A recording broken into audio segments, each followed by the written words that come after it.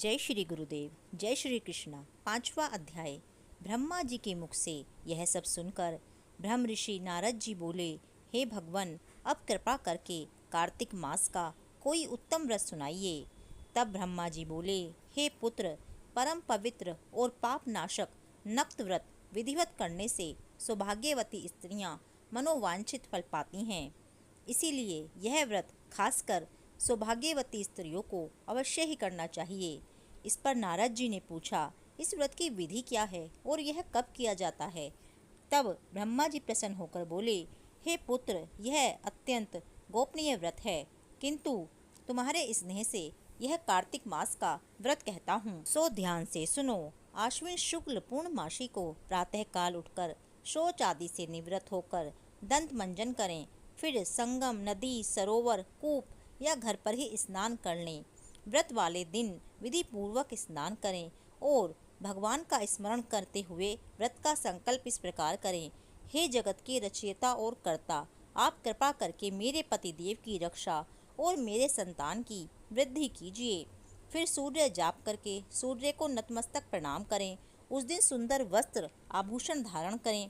दिन में भोजन कदापि न करें और न ही जलपान करें, अर्थात वह दिन भजन कीर्तन में व्यतीत करें। ब्रह्मा जी ने कहा, हे पुत्र, सायंकाल में हमारा अर्थात ब्रह्मा जी का चांदी के पात्र में दूध डालकर पूजन करना चाहिए। सोना, चांदी, तांबा या मिट्टी की ब्रह्मा की प्रतिमा बना लें, फिर उसको लाल वस्त्र पहनाएं और विधि पूर्वक पूजन करें। साथ ही यह प्रार्थना करें कि हे ब्रह्मा जी, मुझे भोग आदि के लिए गो प्रदान करके मेरी संतान की वृद्धि कीजिए। मेरे पतिदेव को धन धान्य और चिरायु दीजिए। बहुत से दास और दासियां प्रदान कीजिए। इसके पश्चात ब्राह्मण को भोजन कराएं और अपने कुल के वृद्धों और वृद्धाओं को बहुत स्वादिष्ट पकवान खिलाकर उनकी आत्मा को तृप्त करें। फिर तारों को देखकर खुद भी भोजन कर लें। यह आश्विन पूर्णमासी को ब्रह्मा जी का नक्त व्रत है। यह व्रत सब प्रकार के पापों का नाश करने वाला तथा समस्त कामनाओं को पूर्ण करने वाला और ज्ञानी पुरुषों को मुक्ति देने वाला है। भगवान जप, तप तथा तीर्थ स्नान से इतने प्रसन्न नहीं होते जितने कि इस व्रत से प्रसन्न होते हैं। जो ब्रह्मा जी के आगे इस दिन कपूर जलाता है, उसको बड़े वृक्षों और गोदान का फल मिलता है तथा उसके कई कुल वैकुंठ को प्राप्त हो जाते हैं। जो केसर तथा कस्तूरी सहित कपूर अर्पण करता है, उसके कई वंश ब्रह्मलोक को प्राप्त होते हैं। जो स्त्री इस दिन वस्त्र दान करती है, वह कपड़ों के सूत्रों के तारों की लड़ियों के बराबर करोड़ वर्ष तक वैकुंठ में वास करती है।